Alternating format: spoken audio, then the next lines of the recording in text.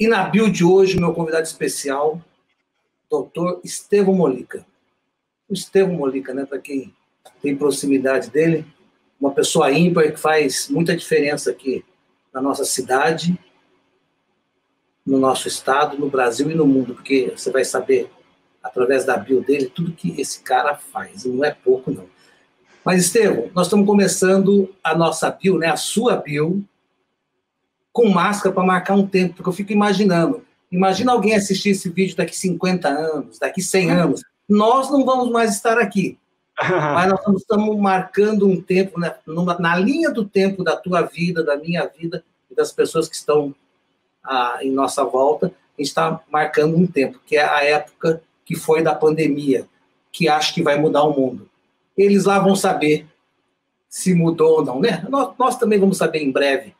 Então, a máscara é só para registrar esse momento. Mas vamos começar com a sua bio. Registrado.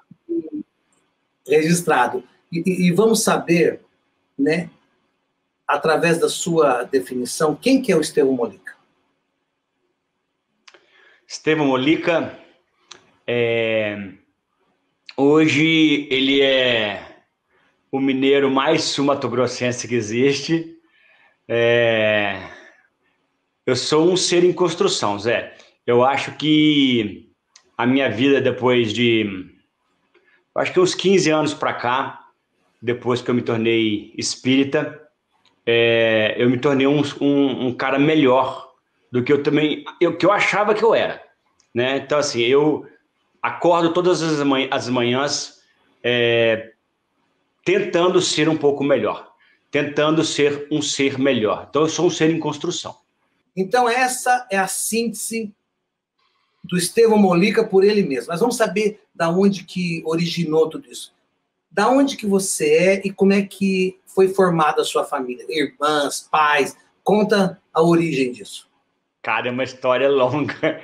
Eu acho que vai precisar de umas 3 bios. Vamos lá. Então, vou usar o Netflix. Eu nasci em Coimbra, é uma cidadezinha de uns 10 mil habitantes em Minas Gerais, e fiquei lá por 3 meses. Eu sou o 7º filho de uma família de 7 irmãos. Nós mudamos para Visconde do Rio Branco, que é a cidade que a minha família mora até hoje, onde eu me criei. Fiquei lá por 17 anos. Visconde do Rio Branco é uma cidade, para as pessoas se sintonizarem, é perto de Juiz de Fora, dá 110, 120 quilômetros de Juiz de Fora. Quantos mil habitantes? 40 mil habitantes. 40 mil. 40 mil habitantes. Morei lá por 17 anos. Meus pais foram para lá quando eu tinha 3, 4 meses, eu era pequenininho demais. E nós todos fomos criados em Visconde do Rio Branco. Até que, às vezes, eu até esqueço que eu sou de Coimbra, né? Só na certidão de nascimento mesmo e nos documentos. Porque Coimbra fica em Minas também. A 30 quilômetros de Visconde do Rio Branco. É muito pertinho. A família toda da minha mãe é de Coimbra. Olha que bacana, hein? E essa cidade, Visconde, com 40 mil habitantes, era uma cidade pequena para o Estevão Mollica. Então, olha só que interessante. A minha família é uma família muito humilde, né? Nós viemos de uma situação muito humilde. Os meus pais se separaram e a gente tinha um mercadinho de secos e molhados, onde vendia arroz e feijão a granel, essas coisas assim, né? E atrás desse mercado, a gente morava numa casa com humildade, mas a gente nunca... Assim, era casa própria, a gente tinha um comércio nosso. Quando os meus pais se separaram, eu tinha 7 para 8 anos. Eu sendo um filho menor, assim, em casa, em 10 anos... Hã? Caçula. Caçula. Em 10 anos, meus pais tiveram 7 filhos. Né? Hoje eu tenho 52. Tinha televisão naquela época lá ou não? Tinha televisão, mas eles usavam...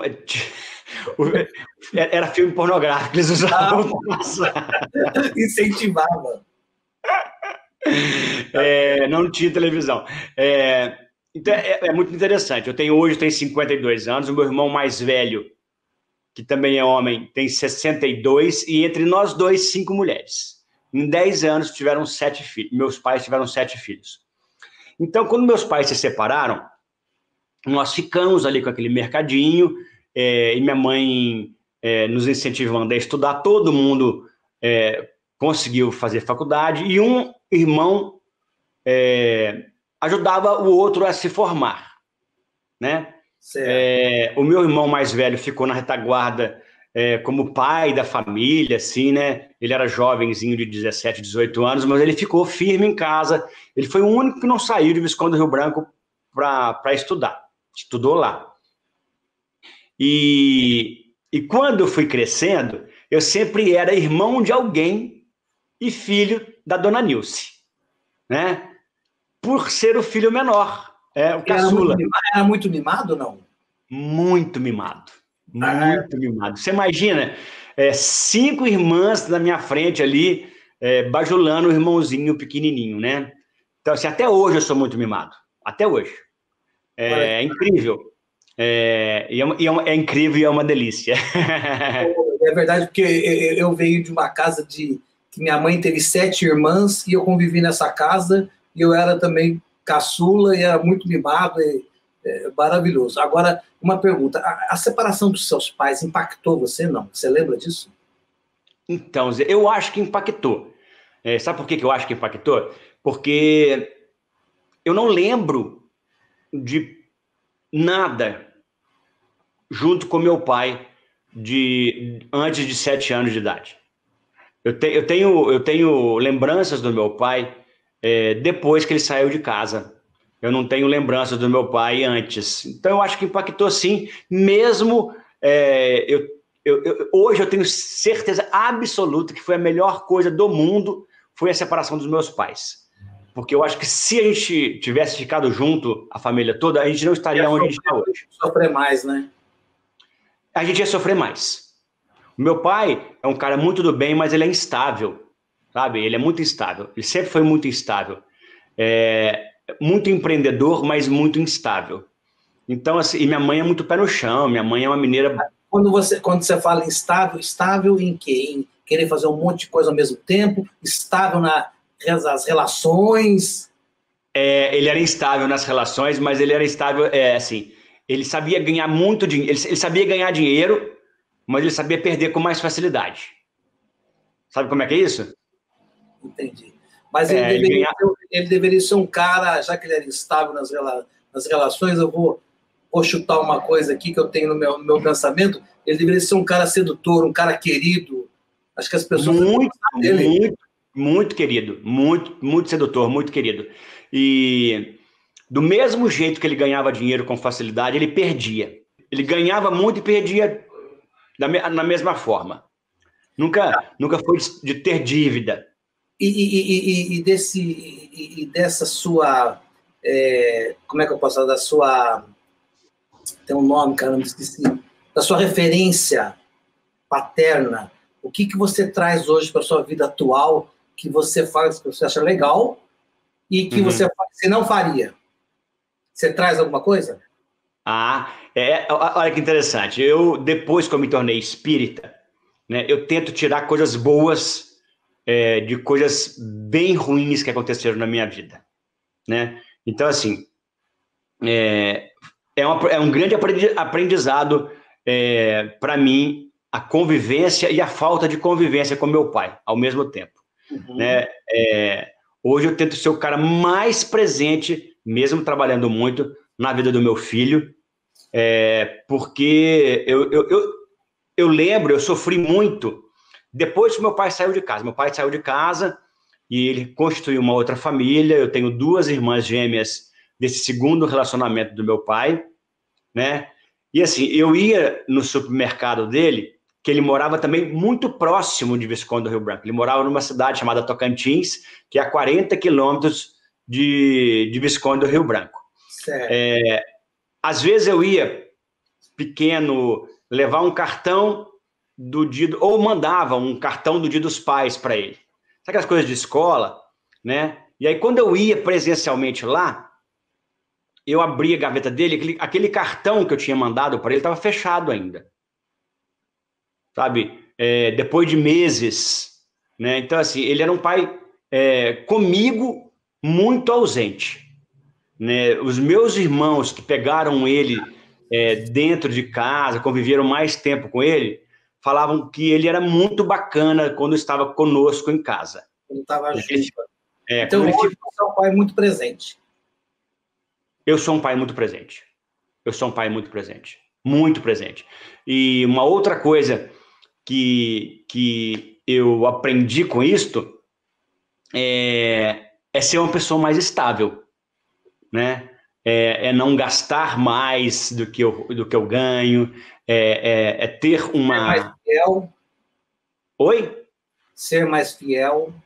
Ah, com certeza. Absolutamente, né?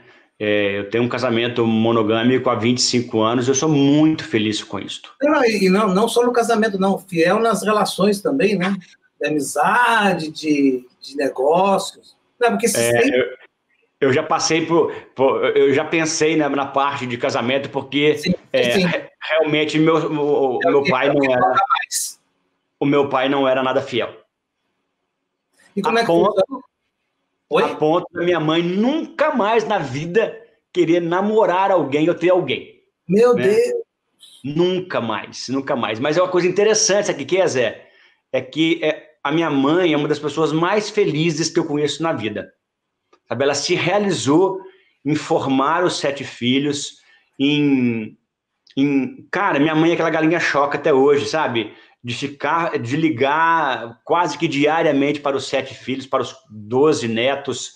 Sabe, e a sua relação com seu pai hoje? Hoje, o meu pai, depois de um tempo, ele voltou para Visconde do Rio Branco, numa situação muito ruim, doente e tal, né?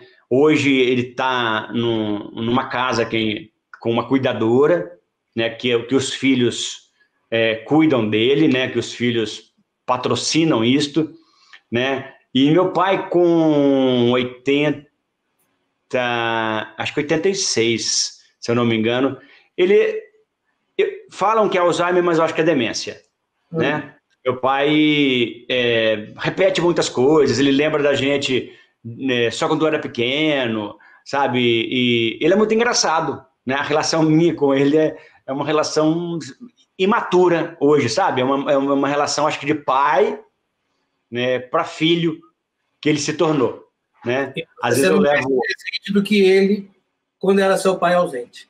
Você com ele. Com certeza. É óbvio que eu vejo ele muito pouco, quase nunca, porque ele está lá em Minas e eu estou aqui em Campo Grande. Mas, às vezes, quando eu estou lá em Minas e eu levo o Antônio lá, o Antônio fala, papai, o vovô é uma figura.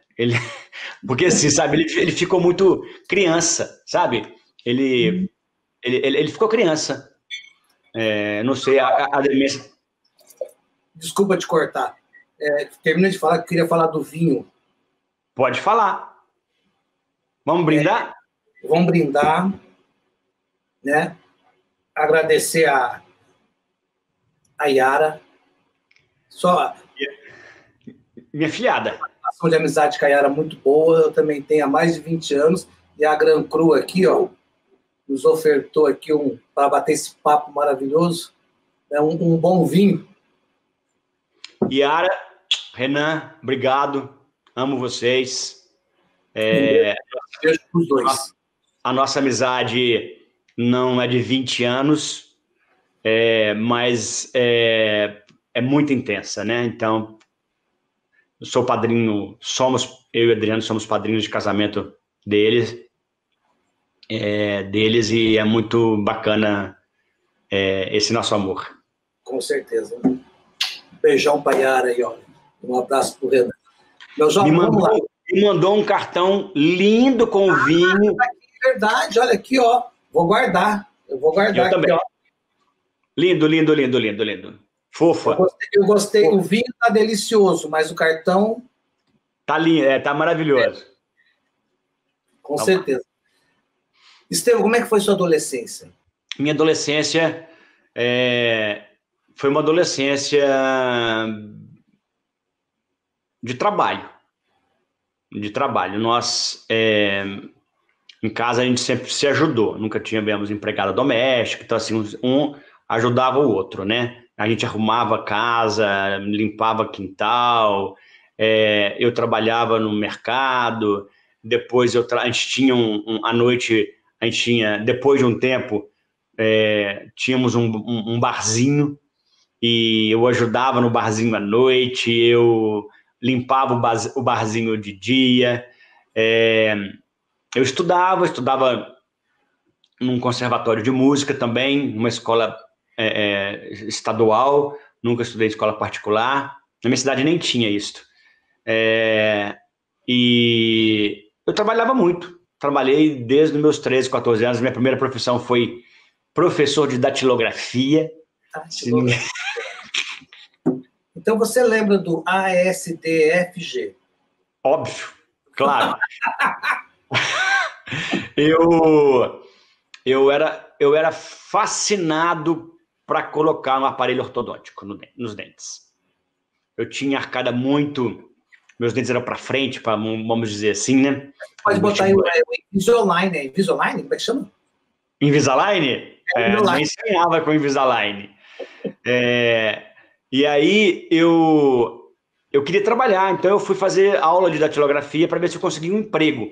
Eu tinha 13, 14 anos e a professora estava grávida e ela saiu de licença maternidade e aí gostaram do meu desempenho e eu fiquei no lugar da professora dando aula de datilografia. Foi aí que minha mãe conseguiu juntar um dinheirinho para pagar o aparelho ortodôntico em Ponte Nova, que é uma cidade do lado da minha, de 80 quilômetros de Visconde do Rio Branco. A sua cidade tem um monte de cidade do lado, né? Tudo grudado, tudo grudado. E eu dava aula, foi meu primeiro emprego com carteira assinada e com o din-din, assim. Eu pagava a mensalidade do aparelho ortodôntico, que na época era caríssimo, né? Era um salário mínimo a mensalidade do aparelho ortodôntico. Foi aí, com 13 a 14 anos, indo para Ponte Nova, num consultório do Dr. Júlio, que eu me encantei pela odontologia. Mas sabe por que você se encantou? Por causa do dinheiro? Exatamente. Ele era dentista, ele era fazendeiro, né? Mas eu não sei como é que ele era fazendeiro, se por herança, né? Mas como eu não era da mesma cidade, eu ficava muito tempo esperando o ônibus para voltar para Visconde do Rio Branco, eu ficava muito tempo no consultório dele, quase que o dia inteiro, né? E aí eu vi aquele movimento ali. Aquele movimento todo, o cara cheio de grana, né? Eu falei, cara, eu quero ser isso. Você falou, eu quero ser rico, igual esse cara é. E fui batalhando a minha vida toda. Eu trabalhei depois numa vidraçaria. E à noite trabalhava no barzinho. Foi aí que eu... trabalhou muito, então? Sempre trabalhei. Ô Zé, sabe o que eu fazia? Tinha uma vizinha da minha mãe que ela tinha 2 filhas e ela tinha uma condição financeira melhor que a nossa. O marido dela era caminhoneiro e aí ela me pagava arrumar o quintal dela para fazer o serviço pesado da casa. Certo. Né? Eu sempre fui um cara muito trabalhador. E a dona Didi mora pertinho da minha mãe até hoje. Olha aí. E Estevão, e como é que foi a sua descoberta, né, na adolescência, né, as meninas, meninos, como é que foi esse mundo para você? Zé, isso, eu tenho 52 anos, isso tem, sei lá, 40 anos atrás, em Minas Gerais, né? Complicado, né? 14, 15 anos... tentando descobrir quem eu era de verdade e descobri que eu tinha atrações pelo mesmo sexo, né? Isso era complicado naquela época, né? Mas assim, foi uma descoberta natural, porque assim, tem toda uma coisa imposta pela não foi natural. E acho que não era natural. Era uma coisa assim, eu comecei a namorar meninas, né? Então, que a sociedade faz o formato, né? E aí eu comecei a namorar meninas, namorei meninas por muitos anos, né? Até na faculdade eu só namorava meninas, né? Você foi até noivo? Fui noivo, fiquei noivo. Uma menina? Fiquei noivo na faculdade. E na faculdade mesmo, eu descobri realmente a minha... Descobri não, Você optou... Não é opção. Não, claro que não é opção. Não. Eu falo que a única opção que a gente tem é de ser feliz ou não. Né? A opção é a felicidade. Né? Eu resolvi que eu queria ser feliz e eu vi que eu estava indo contra a minha essência. Né? Eu tentei, me esforcei, né? Eu judiei. Você teve o start, você falou assim, peraí, tem alguma coisa que não é. Com quantos anos? 13, 14? 15? Não, eu acho que 13, 14 anos eu me achava estranho. Mas era muito difícil para mim assumir alguma coisa naquela idade, né? Imagina, eu achava que aquilo era uma besteira da minha cabeça, que ia passar, que aquilo ali era pecado, que aquilo ali não podia acontecer. E fui levando a minha vida sem sofrimentos, Eu fui levando a minha vida. Eu nunca sofri por causa disso, de verdade. Né? E aí, na faculdade, eu estava noivo, eu larguei um relacionamento. Eu nunca... A faculdade foi aonde? Três Corações, Minas Gerais. Eu nunca saí de uma relação traindo a relação, sabe? Eu sempre saía muito digno. Você foi honesto nas relações? Sempre fui honesto. Você optou a ser feliz? Eu optei. A única opção que a gente tem é esta, para ser feliz ou não.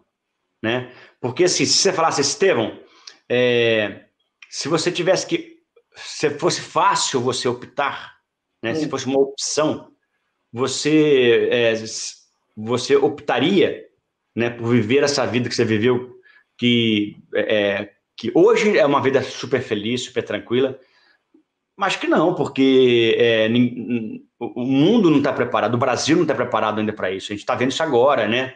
Sim. Então, assim... A cada dia que passa vai melhorando. Talvez. Melhor do que antes. Melhor do que antes. Talvez. Eu acho que de uns 2 anos para cá a gente regrediu um pouquinho, mas talvez. Mas eu acho que o que faz a gente ser tranquilo, bem-sucedido, é você tratar isso com muita dignidade. Né? As pessoas te respeitam mais quando você trata isso com mais dignidade, com mais verdade. Mas quando você fala trata com dignidade, você fala a sua postura em relação, você se impõe e deixa claro quem é o Estevão e ponto. Porque assim, na verdade, por exemplo, no meu consultório, né? Hoje eu posso falar tranquilamente, estou falando com você aqui numa bio aqui, né?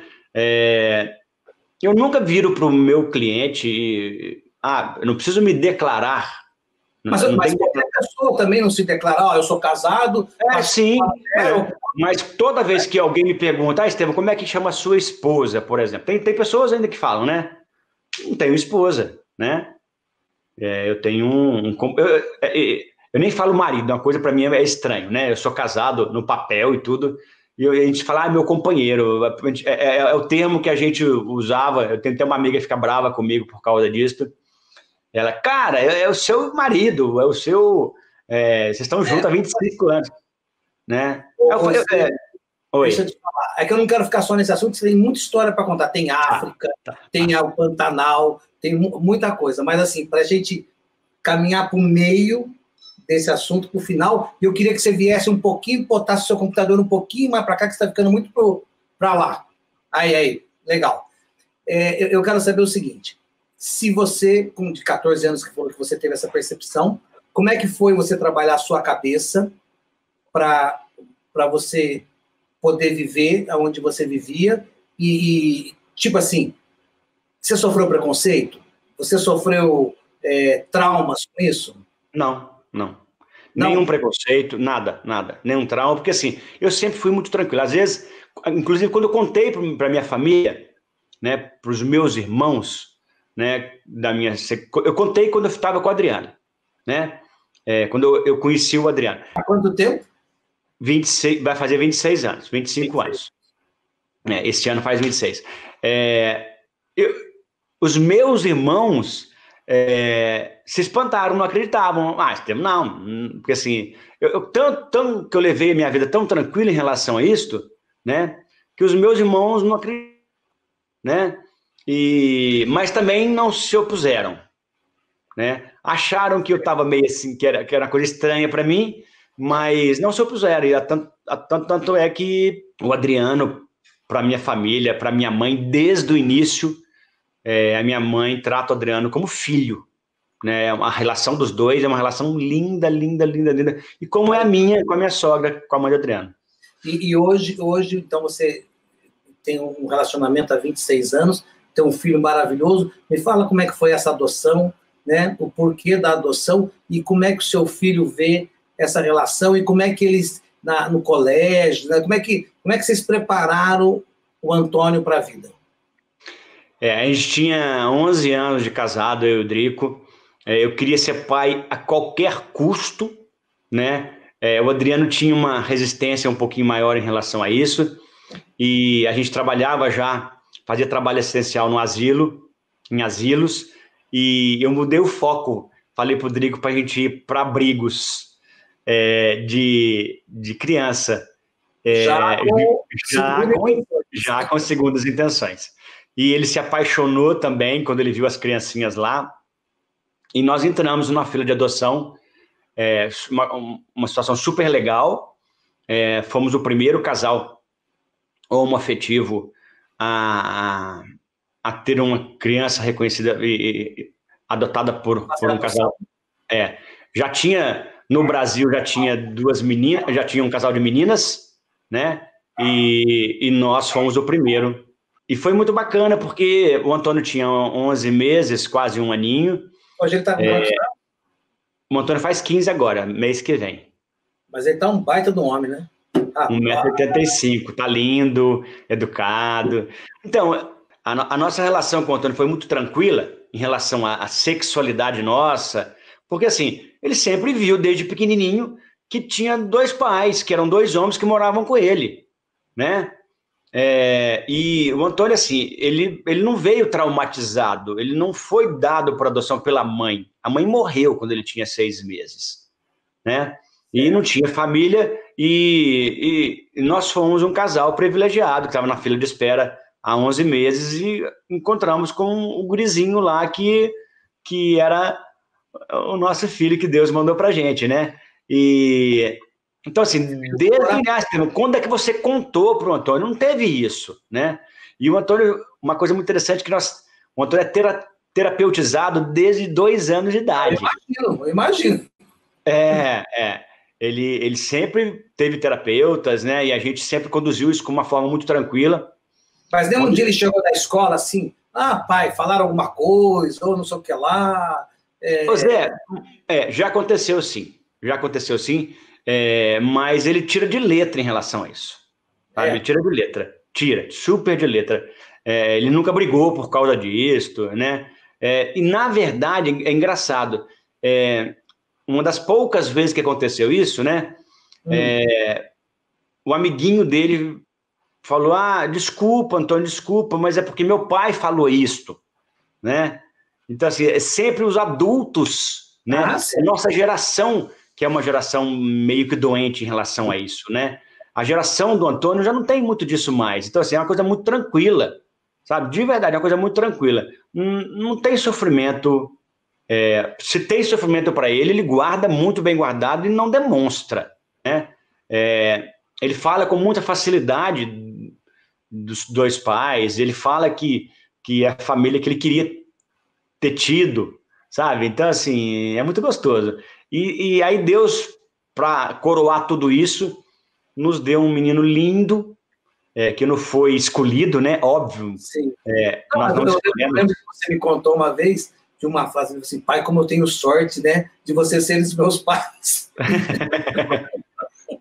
Eu acho que nós tivemos sorte de ter ele como filho, né? Assim, ele é super bom aluno na escola, sabe? Muito bom aluno, muito bom aluno. Não dá problema pra gente. É um menino muito bacana, muito inteligente. Por que Campo Grande, Mato Grosso do Sul? Você estava lá em Coimbra, Visconde, e aí você pulamos um pouquinho, né?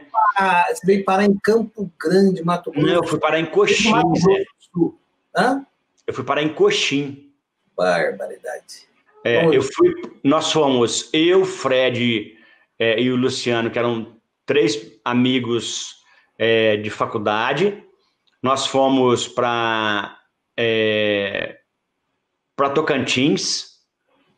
Na verdade, o Fred foi meu primeiro namorado depois que eu terminei o meu relacionamento com a minha ex-noiva, né? E nós fomos... Pergunta, depois que você terminou com a sua ex-noiva, nunca mais você namorou com menina? Namorei. Eu não vou... Você está me apertando aí, na verdade, assim... assim, deixa eu te explicar. O meu relacionamento com o Fred foi meio ruim. Para ele, eu acho que mais para ele do que para mim. Certo. Né? Porque eu ainda tinha uma cabeça meio ruim, né? Meio ruim, né? Mas assim, não era traição, era como um acordo. Por causa da minha condição, eu achava que aquilo ali não era muito bacana ainda, né? Mas quando eu conheci o Adriano, eu larguei do Fred, conheci o Adriano. Na verdade, eu conheci o Adriano estando com o Fred, né? Me apaixonei pelo Adriano, sem ter nenhum tipo de relacionamento com ele. Eu terminei... tinha que você se apaixonou? O Adriano? Não entendi. O que o Adriano tinha e tem que você se apaixonou? Ele era livre. Ele era um cara muito... Cara, o Adriano sempre foi muito especial. Porque o Adriano, ele não tinha amarras, ele era aquilo, sabe? Ele sempre se descobriu. Ele sabia que ele era gay desde o início, e aquilo não era um problema para ele, né? E eu me encantei com essa liberdade que ele tinha de falar assim, cara, que relacionamento esquisito que você vive com o Fred. Cara, ninguém merece isso, né? E eu achava aquilo... eu achava que eu era certo, vivendo daquele jeito meio estranho, sabe? E aí eu terminei com o Fred, não sabia se ia rolar alguma coisa com o Adriano, e me declarei para ele depois de terminado com o Fred. E conheceu ele em Coxim ou aqui em Campo Grande? Eu conheci ele aqui em Campo Grande, numa vinda a Campo Grande. E aí ele foi uma vez para Coxim com um amigo em comum, para conhecer a gente, né? E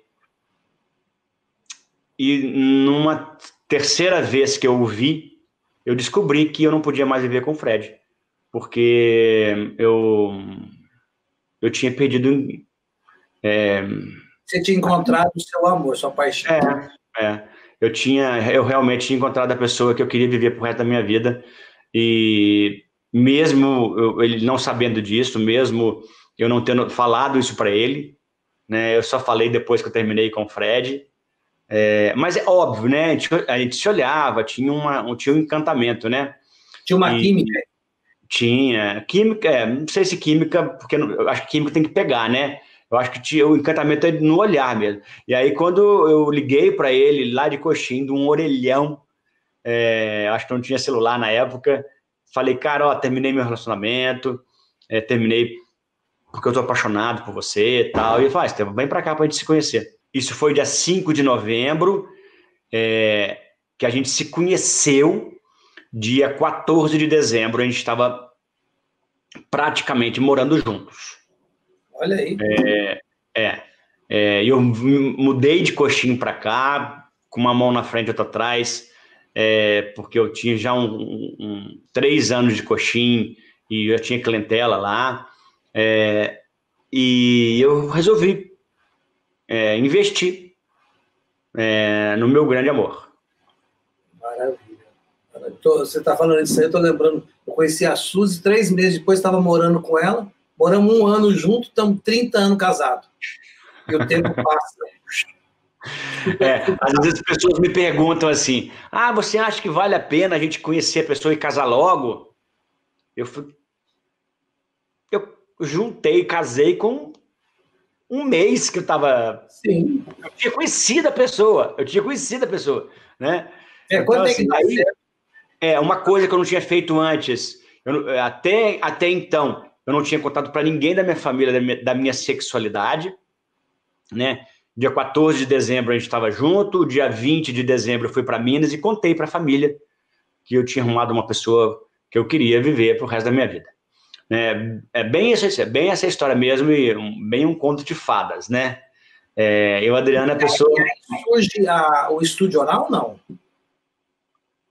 O estúdio oral? O estúdio oral aconteceu depois de 5 anos que a gente estava junto, né? Só depois que eu comprei. Eu trabalhei em 2 consultórios alugados, fiquei acho que uns 2, 3 anos com a Adriana Abrão, na clínica dela, e aí nós compramos uma casinha e reformamos aquela casinha na Garças, onde a gente ficou ali por 18 anos como estúdio oral. Nossa, quantos anos tem estúdio oral? 20. Depois virou Oral Group. Depois que a gente está no prédio novo agora, né? Que a gente está na Pernambuco, que virou Estúdio Oral Group, que foi uma outra pegada, né? O Group é porque eu já não sou mais o responsável sozinho para aquela empresa. Tá certo. E, Estevão, o que você tem uma característica assim, de empreendedor, você é um cara que agrega muito e tudo mais. Você é sempre um cara diferenciado, sempre trazendo novidades, mexendo, né? Da onde que vem essa característica? E aonde o Adriano completa ela? Quando eu vim para cá, como eu te disse, eu não conhecia ninguém a não ser o Adriano. Então, essa pergunta tem muito a ver, porque tipo, você não conhecia ninguém e olha onde você chegou. Sabe a história? Eu queria sair de Minas, eu cheguei a falar no início, eu queria sair de Minas porque assim, eu sempre fui irmão de alguém, filho de alguém, e nunca eu era Estevão por mim, né? E eu queria vir para algum lugar para que as pessoas me reconhecessem pelo meu talento, não pelo talento dos meus irmãos, pela generosidade e pela competência da minha mãe. Eu queria ser eu por eu mesmo. E quando eu me peguei em Campo Grande, sozinho, profissionalmente, para viver um grande amor, né? Eu falei, caraca, o que eu vou fazer? Né? Como é que eu vou sobressair numa cidade de, sei lá, 700, 800 mil habitantes que tinha Campo Grande há 25 anos atrás? Não é fácil. E não é fácil. Não. E aí, cara, o Adriano, ele trabalhava no turismo, como eu trabalho até hoje, trabalhava na Time Tour, que na época era a maior empresa de turismo que tinha dentro de Campo Grande, né? E eu comecei, falei, cara, eu montei o meu consultório e resolvi empreender de uma forma diferente. Eu fiz o meu plano de saúde odontológico, né? Eu idealizei aquilo e bati de porta em porta, oferecendo para empresas. A primeira empresa que eu ofereci foi a Time Tour, e eles compraram esse plano de saúde, que era assim, eu dava um desconto de 30%, 40%, sei lá, na época, e era descontado em folha de pagamento dos funcionários, né?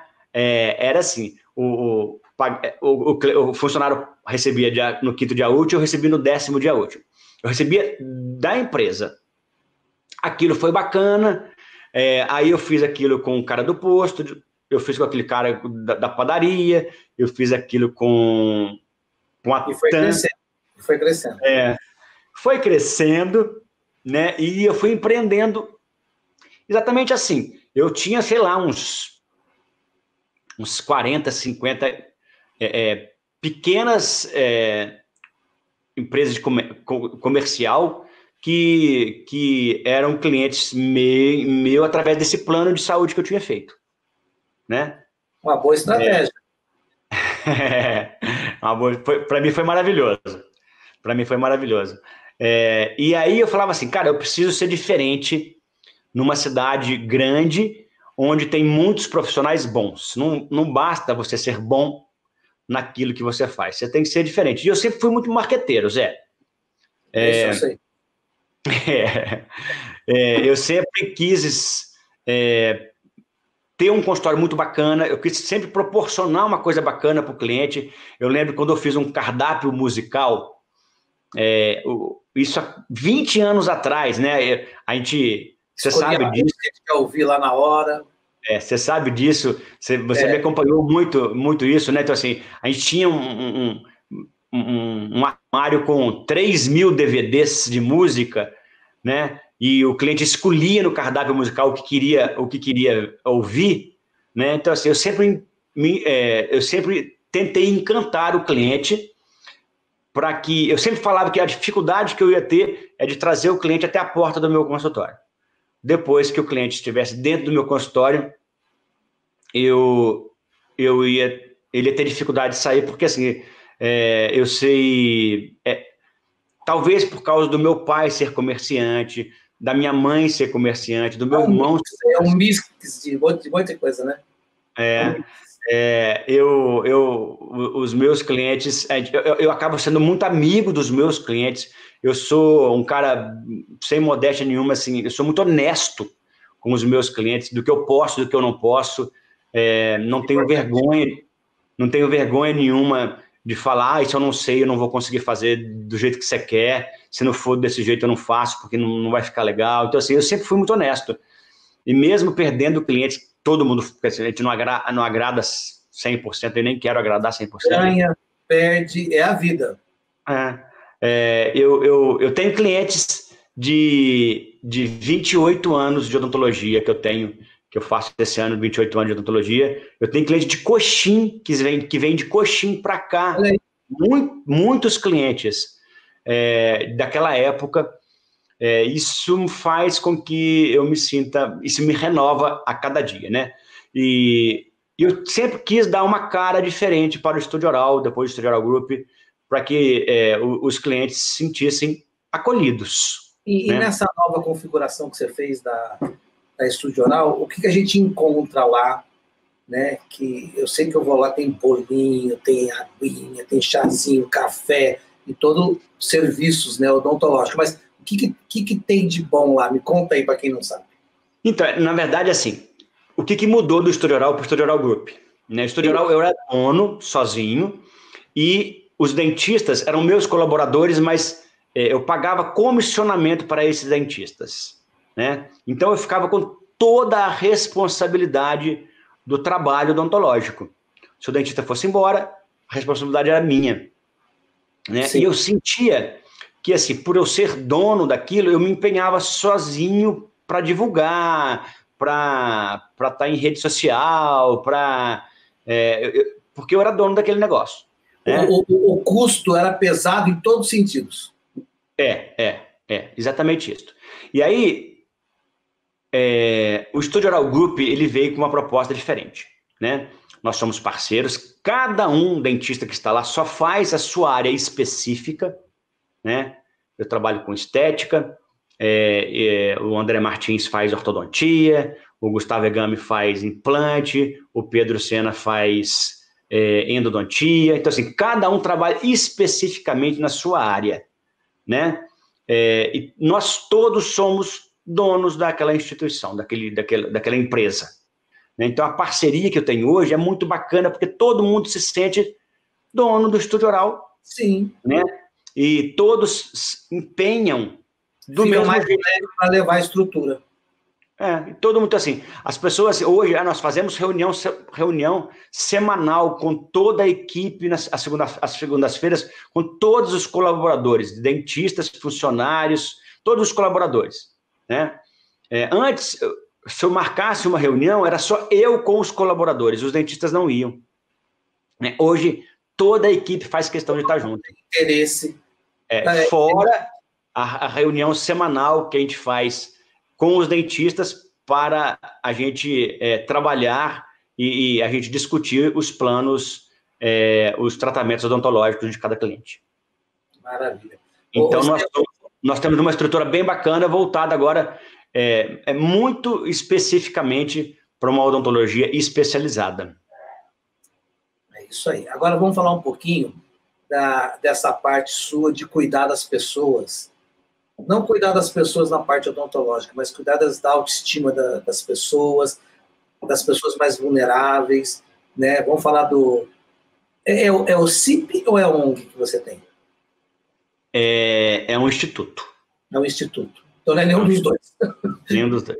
Nenhum dos dois. Então é um instituto, e eu quero saber que isso surgiu da sua infância, que você era humilde, e você via que as pessoas precisavam de cuidados. Isso surgiu depois que você se tornou espírita, ou isso sempre teve no seu DNA? É uma pergunta que é recorrente na minha vida, Zé. Todo mundo me pergunta isso, e como eu não tenho uma resposta para você, começou a partir desta época, eu falo para você que isto veio de outras vidas, eu acho. Porque, assim, eu não sei quando começou. Eu sempre fui um cara muito solidário, sempre fui. E é muito engraçado, por mais que eu tenha vindo de uma família que, assim, que a gente se ajudava muito, né? Esse espírito, por mais que os meus irmãos também sejam pessoas muito boas e solidárias, isso é mais meu do que de qualquer outro irmão que eu tenha, né? Eu falo que isso é uma coisa muito natural para mim, veio muito natural. Não faz, eu sei que algumas coisas me despertaram para ser mais, né? Um problema cardíaco que eu tive há 12 anos, que eu tive quase morto, com tamponamento cardíaco, me fez enxergar que eu precisava correr. Te fez enxergar a brevidade da vida e como ela é. Eu tinha acabado de ganhar o Antônio, né? E falar, cara, falei para ele, você não vai me levar agora, porque, calma lá, eu vou te prometer que eu vou ser um cara melhor, né? E isso foi junto, praticamente, ter me tornado espírita, e a doutrina espírita, de uma forma muito tranquila, nos leva para o lema do espiritismo, que é fora da caridade não há salvação, e a gente faz isso muito tranquilamente, mas eu tinha isso já de muitos anos, de muito tempo atrás. E hoje o Instituto atua no Pantanal, aqui, sul mato-grossense, mas também atua fora do Brasil, já atuou na África. Me conta um pouquinho como surgiu rapidamente o Instituto e essas ações que vocês fazem. E onde se arruma tanto tempo para fazer tanta coisa. Eu fui convidado há uns anos atrás, eu já trabalhava bem informalmente na área caritativa, vamos dizer assim, solidária, sem muita disciplina, né? Eu comecei a trabalhar numa ONG chamada Turma do Bem, há uns 11, 12 anos atrás, e lá eu tive um grande aprendizado do que fazer e do que não fazer. Você lembra que eu falei para você que eu sempre as duas coisas. Lá eles tinham especificamente, tem até hoje, é um trabalho muito bonito, crianças, jovens que estão entrando no mercado de trabalho, de 11 a 18 anos, vêm para o consultório particular e a gente atende essa criança, esse jovem, como se fosse um filho, fazendo tudo que ele precisa na odontologia. Eu era coordenador, junto com o André Martins, que continua sendo hoje ainda, da Turma do Bem, e eu tive alguns casos, nesse tempo que eu estava na Turma do Bem, de mães pedindo para que a gente fosse em casas de dependentes químicos, porque os filhos estavam lá com muita dor de dente. E a nossa instituição não ia até os locais, a gente trazia esses jovens para o consultório. E eles não podiam sair porque eles estavam internos, né? E aí eu fui conhecer a realidade dos dependentes químicos em tratamento. E descobri que as 2 primeiras semanas... Adictos, que chamam? Adictos, drogadictos, em estado de adicção. Eu descobri que nas 2 primeiras semanas de adicção, as dores físicas e as dores odontológicas são muito fortes, porque eles não estão mais sob o efeito da droga, e tudo que de ruim que a droga fez e mascarou, né, as dores de dente, por exemplo, são atenuadas com o uso da droga, e quando está sem o efeito da droga, as dores ficam muito grandes, e eles saem das casas de adicção nas 2 primeiras semanas por causa da dor, para procurar um dentista, para procurar um posto de saúde, e acaba não voltando. E se não tem essa atenção, pode voltar para a droga. Exatamente. Então, assim, o índice de evasão nas 2 primeiras semanas é muito grande, né? E aí, eu falei, poxa, né, então a odontologia é super importante nessa situação. E foi aí que, como eu não consegui fazer isso nessa outra ONG que eu estava, nós resolvemos juntar um grupo de amigos e montar o Instituto Amigos do Coração, né?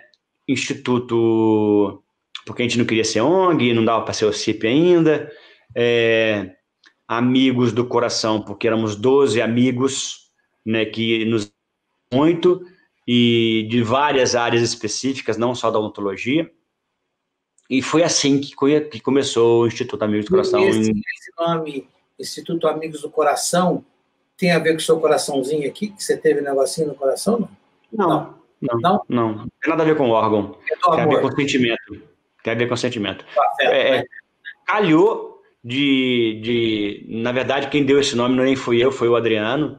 Ele já tinha uma caravana Amigos do Coração que... Aliás, o Adriano é o presidente hoje do Instituto. O Adriano?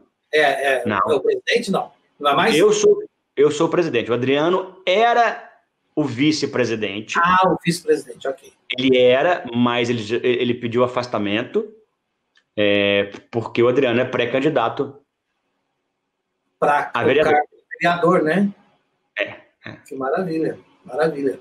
Meu jovem, então, você falou dos adictos, queria que você falasse um pouquinho do Pantanal e da África. Da África, você ficou lá, né?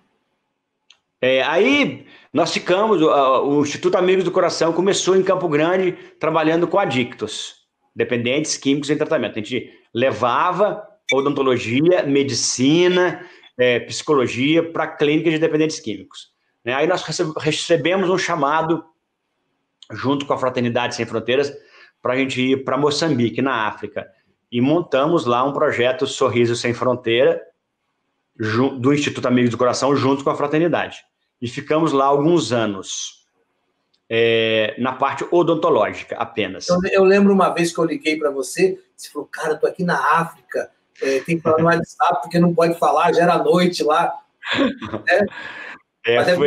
Só eu fui 6 vezes, mas houve várias missões do Instituto para lá.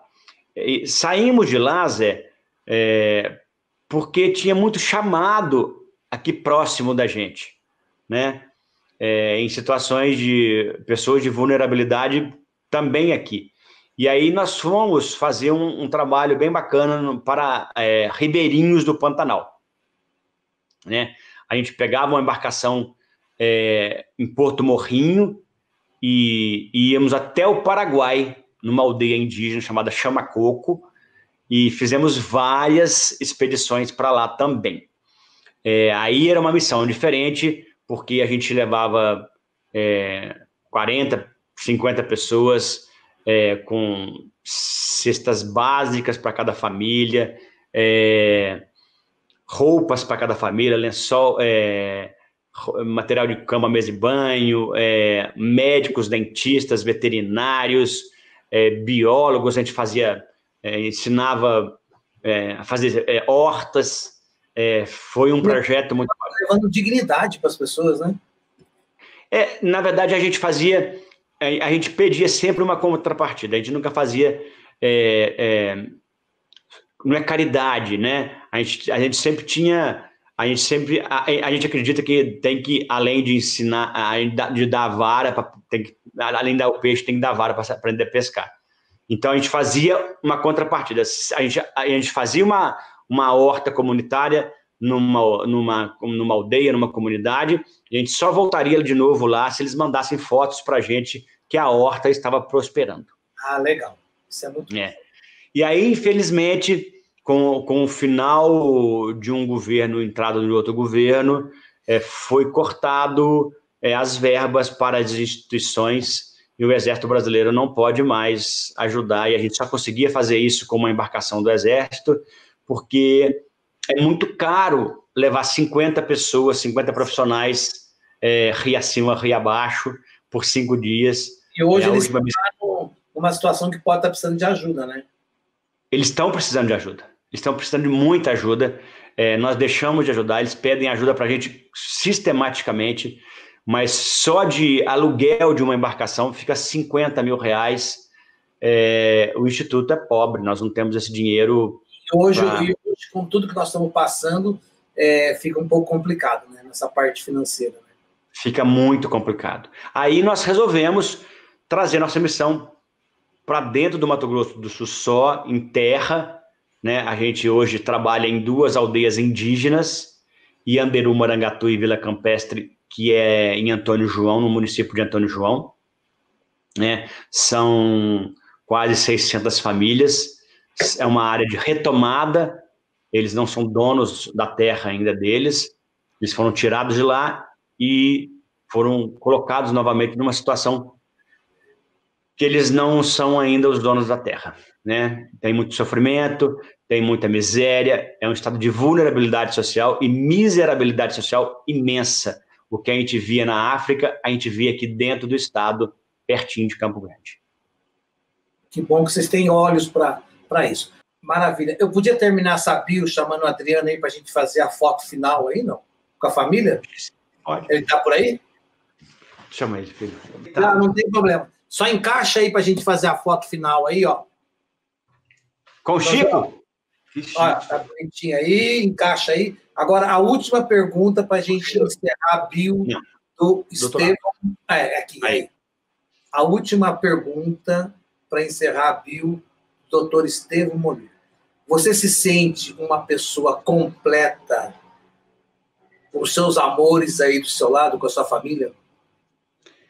Zé Marques, eu sou a pessoa mais feliz que eu conheço dessa vida. Eu sou o cara mais realizado. Eu tenho a melhor profissão, a profissão que eu escolhi, e eu tenho a melhor família, a família que eu escolhi, a família que Deus me deu e eu escolhi. Não quero nada além de saúde, né, que eu preciso. Não quero mais nada nessa vida. Eu já tenho tudo que eu poderia. Se eu não tenho mais nada é porque eu não mereço. E se eu mereço o que eu tenho, essa família maravilhosa, é porque nós batalhamos para estar desse jeito que a gente está hoje. Há 25 anos, a gente é muito feliz, graças a Deus. Maravilha. Então, obrigado por você contar a sua história para a gente. Adriano, maravilha.